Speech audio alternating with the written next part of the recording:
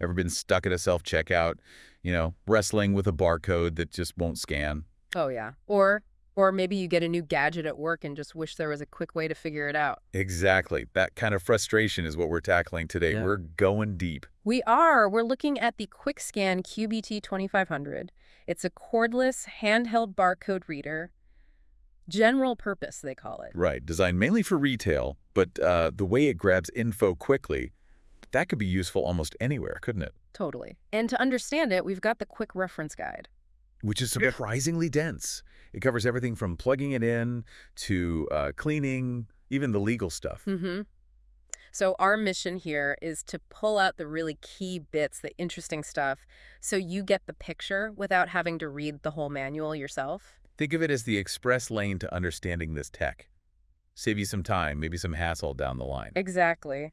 Knowing how these tools work it can really make things smoother, whether you run a business or you're just curious about the tech behind the checkout counter. Okay, let's get into it then. The QuickScan QBT2500, what's its main job? So fundamentally, it's an entry-level scanner for 2D barcodes, built for general data capture. Entry level, okay. And who's it aimed at? The guide points mostly to small, medium retailers. Grocery stores, convenience stores, little shops, food, non-food, that sort of thing. Gotcha. So with lots of scanners out there, what makes this one, special? What are its advantages? Or a few things. Speed is one, quick response. That's huge in retail, keeps things moving. Sure. It's also pretty good at reading barcodes that aren't perfect. Maybe they're poorly printed or a bit damaged, tricky ones. Okay. And crucially, it scans off mobile phone screens. That's becoming essential, right? Digital coupons, loyalty apps. Yeah, absolutely. And I saw it mentioned plexiglass barriers. It can scan through those too, which is obviously very relevant now. That mobile scanning thing feels less like a bonus and more, essential these days. Yeah. What about holding it? Is it clunky? No, not at all.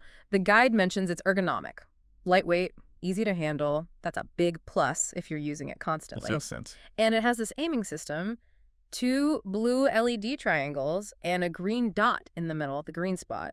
It lights up to show you got a good read. Ah, visual confirmation. Nice. Yeah. And there's something called motion detection.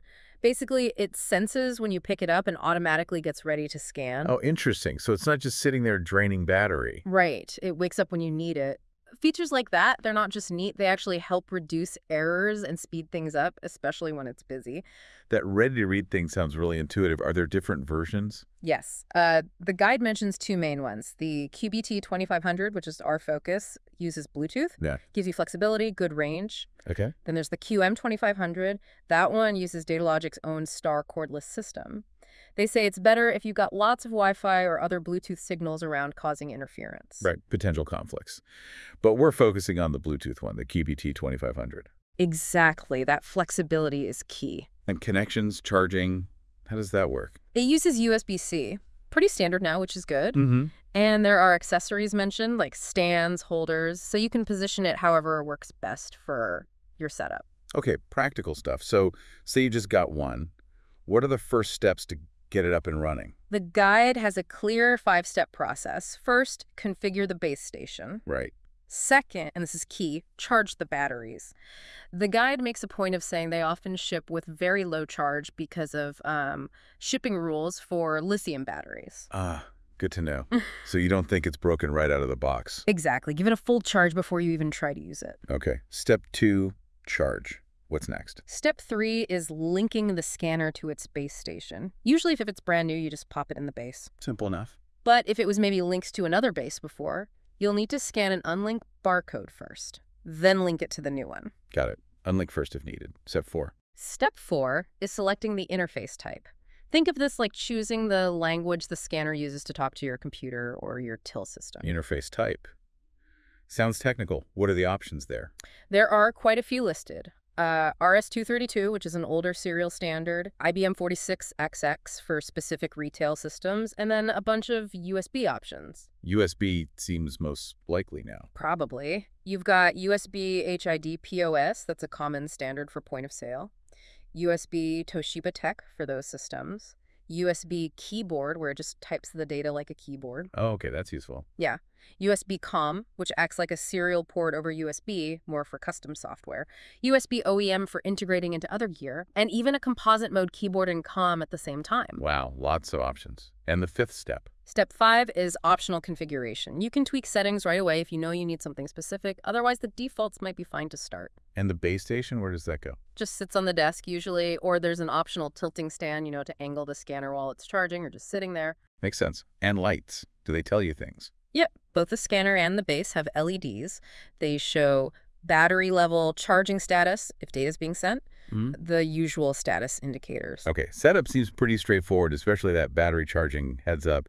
Now, actually using it day to day. Right. The main event, scanning. The aiming system uses a red beam for the old-style linear barcodes. Like on groceries. Exactly. And those blue triangles for the square 2D codes, like QR codes. Okay. The size of the reading area, the field of view, changes with distance, closer up, smaller area, further back, larger. So for a tiny barcode, get closer. Precisely. And you got a good read from the beep and that green spot LED lighting up. Beep and green dot. Got it. What about connecting it directly to, say, a tablet using Bluetooth without the base? Yeah, the guide covers that. It uses Bluetooth profiles. SPP, the serial port profile, makes it act like a wired serial connection. Yeah. Or HID, human interface device, which is the more common one probably, makes it act like a Bluetooth keyboard. So the barcode data just appears wherever your cursor is. Pretty much, yeah. The process involves scanning specific link-to-host barcodes on the scanner, then using your tablet or computer's Bluetooth settings to pair with it. Okay. And there's even a handy power-off barcode you can scan. Saves battery if you know you won't be using it for a bit. Power off barcode. Nice touch. Now, customization. You mentioned tweaking settings. How deep can you go? You can get quite specific. We talked about interface selection using those programming barcodes, and the guide stresses only scan one interface barcode. Don't want to confuse it. Right. And for some settings, especially if the trigger is disabled, you might need to hold the trigger down for 5 seconds first. Puts it into programming mode. So it's not just plug and play simple. You can get into the weeds if you need to. What sort of things can you change? Well, for keyboard interfaces, you can pick different keyboard layouts like AT or PS2 types, standard or alternate key encoding. Yeah. There's also a country mode for keyboard language support, so it outputs characters correctly for different languages. Though the guide notes not all interfaces support all the country modes. Some are more limited. Even how do you actually make these changes? Is it complicated? It's all done by scanning barcodes from the guide. Some are simple, like reset default settings. One scan does it. Get to factory settings. Useful. Definitely. For others, you might scan an enter programming barcode, then scan the barcode for the setting you want, maybe scan another for the specific option, and then scan an exit programming barcode to save it. Scan, scan, scan. What else can you customize? Let's see. Numlock and caps lock behavior if you're using it as a keyboard wedge. You can tweak the aiming system too, but the really fine details are in the full manual, the PRG. Product Reference Guide, the big manual. Got it. A neat one is the duration of that good read green spot. You can turn it off or set it short, medium, long. Helpful if it's noisy and you can't hear the beep.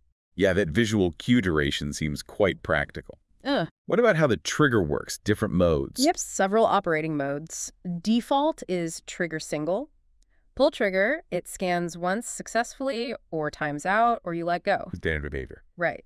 Then trigger hold multiple. It keeps scanning nonstop as long as you hold the trigger. Good for scanning lots of items quickly. Okay, continuous. Trigger pulse multiple is slightly different. Pull the trigger, it starts scanning, keeps scanning even after you release until you pull the trigger again or it times out. Interesting. So like an on-off switch for continuous scanning. Kinda, yeah. Yeah. Then there's flashing mode, light flashes, only reads when the light is on. Always on mode keeps the light on constantly, ready to read instantly. Battery life might take a hit there. Probably, yeah. And finally, object detection. It sort of watches for movement, only turns the main light on when it thinks something's in front of it. Smart. I also saw pick mode. What's that for? Pick mode. That's for when you have a sheet of barcodes, all really close together. Right, like on inventory sheets sometimes. Exactly. Pick mode tells the scanner to only decode the barcode that's directly under the center of the aiming pattern, ignores the others nearby. Clever. But the guide notes it only works in that default trigger single mode, and if you need to read multiple labels at the same time, well, that's more advanced, and you need the PRG or software for that. Okay, lots of ways to use it. Let's switch gears to keeping it working well. Maintenance. Yeah, cleaning is important. The guide emphasizes cleaning the plastic body and especially that scan window regularly. Keeps it reliable. What should you use? They list some common cleaners. Formula 409 glass cleaner, diluted Clorox bleach. Careful with dilution though, 70% isopropyl alcohol, hydrogen peroxide 3%, Windex multi-surface, even just mild dish soap and water. Okay, standard stuff. What about things to avoid? Definitely no abrasive cleaners or pads. Don't spray anything directly onto the scanner. Always put it on a cloth first. Right. Avoid concentrated solutions, aerosols, solvents, anything abrasive, and even rough paper towels on the scan window. You could scratch it. So, damp, soft cloth, wipe gently, maybe a cotton swab for corners, then dry with a clean cloth. Exactly. Protect that window. Makes sense. Now the battery. Critical for a cordless device. What's the advice there? The guide details how to replace it, taking the old one out, putting the new one in, but the safety warnings are really stressed. Like what? Like, never put it in fire or near high heat, don't short the contacts with metal, don't puncture it, hit it, solder on it, don't get it wet or apply voltage weirdly. Basic lithium-ion safety, but really important. And leaks. What if it leaks? That sounds nasty. If fluid gets in your eyes, don't rub. Rinse with water immediately, lots of water, and get medical help. Definitely good to know. And they also say only charge it within certain temperatures and only use the proper Datalogic chargers and power supplies. Don't mix and match. Understood. How long do these batteries typically last? Do they degrade? Yeah, they do. Lithium-ion batteries lose capacity over time. The guide says you might notice it after about a year, and they estimate around 500 charge cycles total. 500 cycles. Okay. Interestingly, they say partially discharging and recharging is actually better for longevity than always running it flat or keeping it full. Oh. Yeah. And don't store it for months fully charged or fully empty. If you store it, give it a partial charge every 3 months or so. And obviously recycle or dispose of old ones properly. Good battery care tips. Yeah. What happens if the scanner itself has issues? Is there a warranty? Yes, 5 years from the ship date, which is pretty good. 5 years, yeah. But there's a list of exclusions, things not covered, improper use, trying to fix it yourself, unauthorized mods, accidents, damage from non-Datalogic gear, broken seals, natural disasters, using fake parts, software glitches, lost data. The usual suspects. Pretty much. Consumables like cables and the battery itself aren't covered either. And if the serial number is unreadable, that voids it too. They state their warranty is the only one that applies. Clear enough. What about just, comfort, using it all day? Ergonomics. The guide touches on that. Basic ergonomic advice. Reduce repetitive movements, use less force, maintain a natural posture, keep things within easy reach, work at the right height, reduce vibration and pressure points. General workplace advice, really. Yeah, adjustable workstations, good environment, clear space, sensible stuff to minimize strain. Okay. Now, there's always the software side, the license agreement, the EULA. What's the gist of that? Basically, you get a license to use the software on that scanner for your internal business stuff. It's non-exclusive, non-transferable. So you can't copy it or move it to another device. Right, and you can't modify it, reverse engineer it, distribute it, or remove copyright notices. Datalogic keeps ownership of the software itself. Standard software licensing. It also mentions there might be some open source components included, which would have their own separate licenses you need to follow. Okay, so you own the hardware, license the software, any regulatory stuff we need to know, legal compliance. The guide just points to a separate regulatory addendum that comes with it and mentions specific terms for U.S. government use and that it meets international export rules. Pretty standard compliance info. Right, so covering all bases. What if, despite all this, someone runs into trouble? Scanner isn't working right. Troubleshooting. The quick guide mentions common problems: no power, won't read a barcode, won't send data. Okay. It suggests checking the obvious: power connected, cable okay. Is the scanner set up for that type of barcode? Is it configured for the right interface on the computer? Is the label itself okay? Are you holding it at the right distance? Basic checks. Exactly. For anything more complex, it says, check the full product reference guide, the PRG. The big manual again. And if that doesn't help, where do you go? Datalogic website, www.datalogic.com. They list it as the place for data sheets, full manuals, software, drawings, all that. Online resources. Yeah, and it also highlights contacting your reseller. They often have good technical support and know how the scanner fits into specific business setups. Good point. The reseller would have context. Okay, well, that was a pretty thorough look under the hood of the QuickScan QBT2500. Key takeaways for someone listening. I'd say it's a really solid, versatile tool, especially for retail, but useful elsewhere too.